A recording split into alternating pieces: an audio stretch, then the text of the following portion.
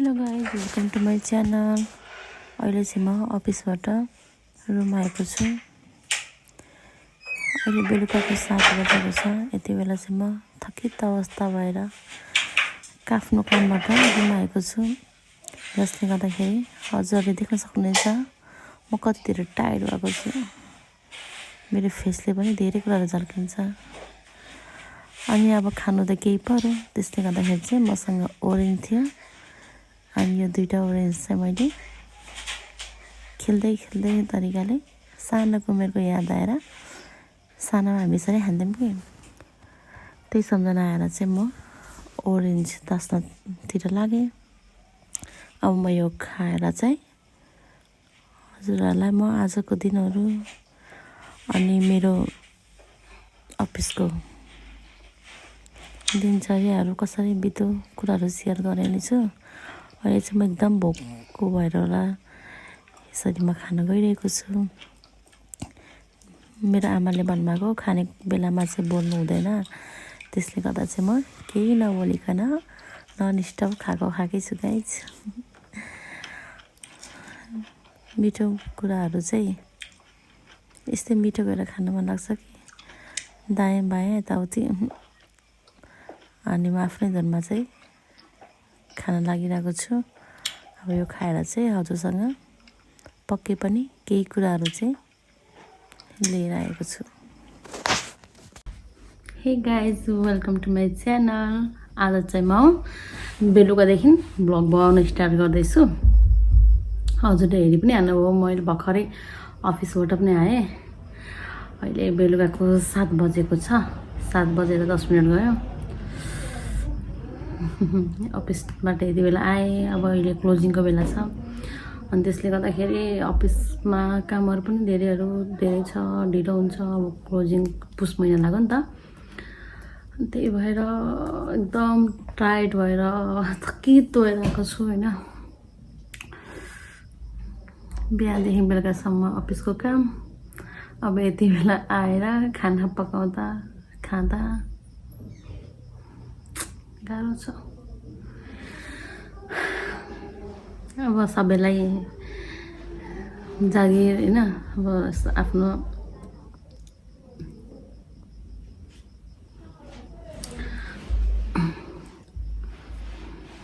अब देख्दा जागिरे भनिन्छ नि त होइन। अब जागिरेको पीडा कति हुन्छ त्यो त भोग्नेलाई थाहा हुन्छ होइन। अब महिनापछि तलब आउँछ, पैसा त कमाइन्छ, तर एक्लोपनको महसुस अनि अल्छीपनाको अब कसरी व्यक्त गर्नु। दैनिक रुटिन एउटै हुन्छ होइन। अब घरदेखि बाहिर बसिसकेपछि दैनिक रुटिन एउटै हुन्छ। अब यहाँहरू मेरो आफन्तहरू कोही पनि हुनुहुन्न, म एक्लै छु। अनि घरिघरि कस्तो हुन्छ।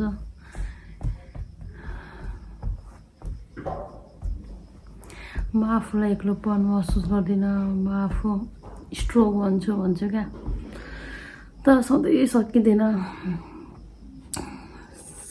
होइन। परिवारको आवश्यकता पनि हुन्छ, हरेक कुराहरू हुन्छ क्या। अब कसरी व्यक्त गर्नु होइन। अब बिसन्चो हुँदा एकदमै एक्लो महसुस हुन्छ। मसँग साथमा कोही भइदिए भन्ने हुन्छ,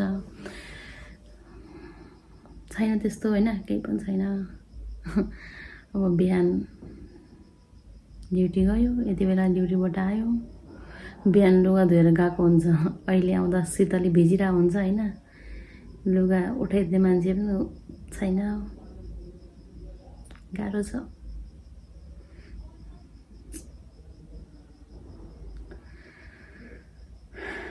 यता मलाई गाह्रो, उता मेरो श्रीमानलाई गाह्रो।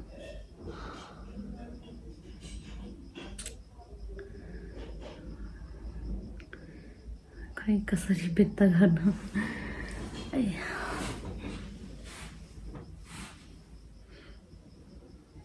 अब देख्नेलाई त राम्रै देखिन्छ है, राम्रो पनि छ। दुःख छुइनँ होइन, दुःखी छुइनँ, तर हुन्छ नि अब सधैँभरि नभए तापनि कहिलेकाहीँ एक्लोको महसुस धेरै नै हुन्छ क्या, जस्तो कि आज भइरहेछ। आज अलिक सन्चो पनि छैन, अनि सन्चो नहुँदा पनि अब ड्युटी जानै पर्छ, किनकि अब देखिने त्यस्तो बिरामी पनि छैन नि त।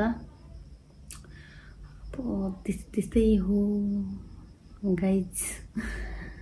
मैले भ्लग स्टार्ट गरेको होइन यसकै लागि पनि हो, अलिकति म फ्रेस हुन्छु भन्ने लागेर पनि हो। तर खासै युट्युबबाट पनि अब साथीहरू खासै जोडिनु भएको छैन होइन। अलिकति स्याड पनि छु। अब नयाँ भन्दै पनि अब 2 महिना भइसक्यो मैले पनि फेसबुक खोलेको, तर यसलाई पनि मैले टाइम दिनै पाएको छैन क्या, टाइम पनि दिन पाएको छैन। कतिपय कुराहरू सिकेको पनि छैन। अब टाइम कसरी दिने, अब खाना पकाउनुपर्छ, अब अहिले आएर खाना पकाउनुपर्छ होइन। खाना पकाएर अनि खाँदा ओर्दा राति त परिसक्यो, अब अझै रात पर्छ होइन। अनि बिहानै उठेर फेरि खाना पकायो, खायो, के गरौँ ओरौँ, अनि ड्युटी जाने बेला हुन्छ। अयो कस्तो आँखा पोलेको।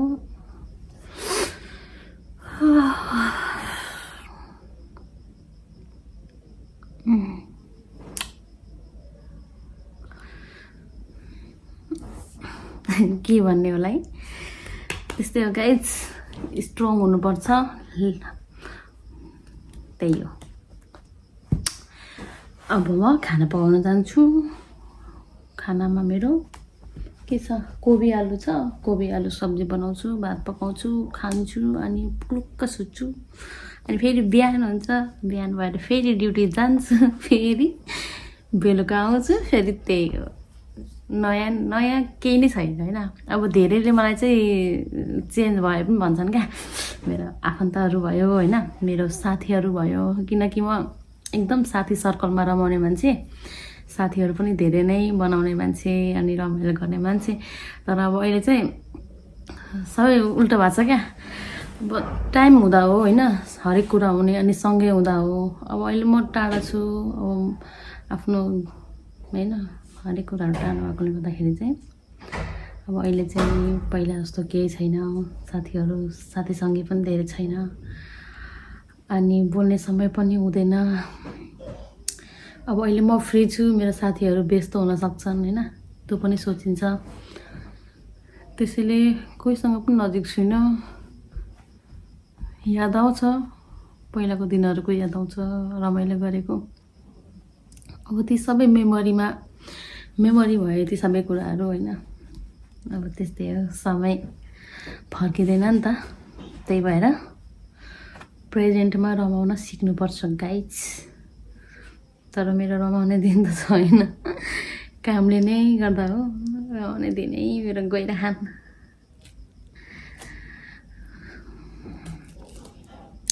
अब बिदा 1 दिनको 2 दिनको लिएर के गर्नु, जान आउनै लाग्छ 1 दिन।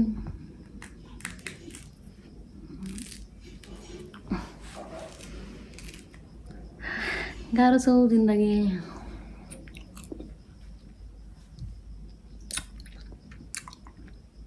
कस्तो अमिलो रहेछ।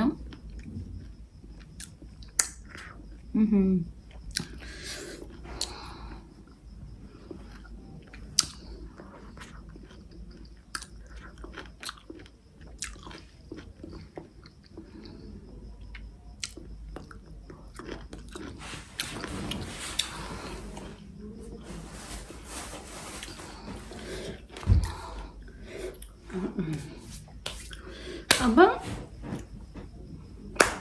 म खाना पकाउन जान्छु। खाना पकाउँदै मेरो म हस्बेन्डसँग पनि बोल्छु, अनि त्यसपछि मेरो खाना पाक्छ, अनि म खान्छु, अनि म सुत्छु गाइज। यति नै छ।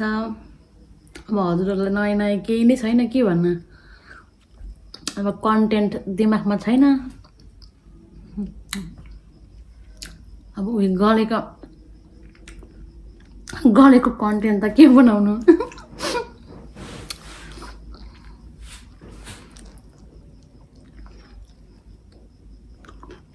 होइन कन्टेन्ट पनि केही छैन। अब यस्तो नयाँ नयाँ ठाउँहरू जाने घुम्ने भने भन्ने पनि छैन।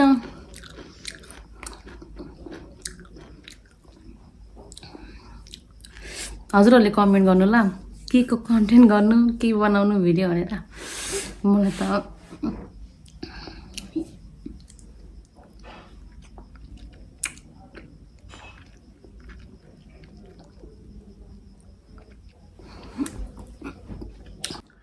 गाइस आजलाई यस्तै रह्यो होइन।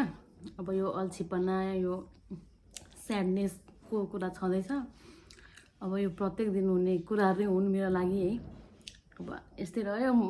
आज चाहिँ अलिकति भिडियोमा जोड्न मन लाग्यो क्या, पछि गएर मेमोरिज पनि हुन्छ भनेर पनि।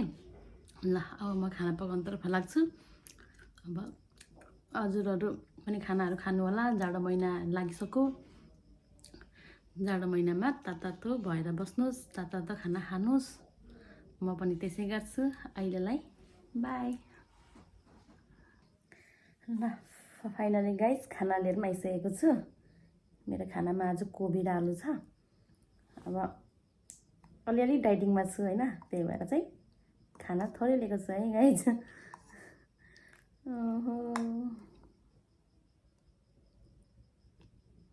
फर्स्ट बाइट खाएँ ल।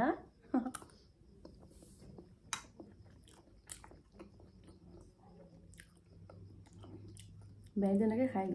अब आएर खाना पकाएर खाँदा यति बच्छ।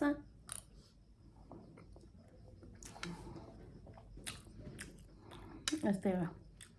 अब परिवारमा भएको भए चाहिँ अब खाना सबैलाई पस्केर खुवाएर होइन खाएर हुन्थ्यो भने चाहिँ अब एक्लै बसेपछि यस्तै हो। आयो खिचेर पकायो खायो अनि सुतो।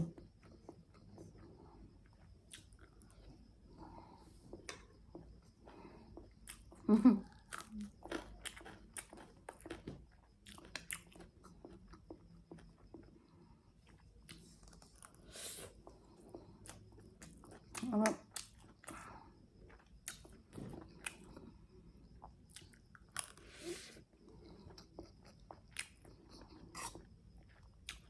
म खाना खान्छु। त्यसपछि भोलिदेखि फेरि मेरो दिनचर्या यसरी नै बित्छ गाइस।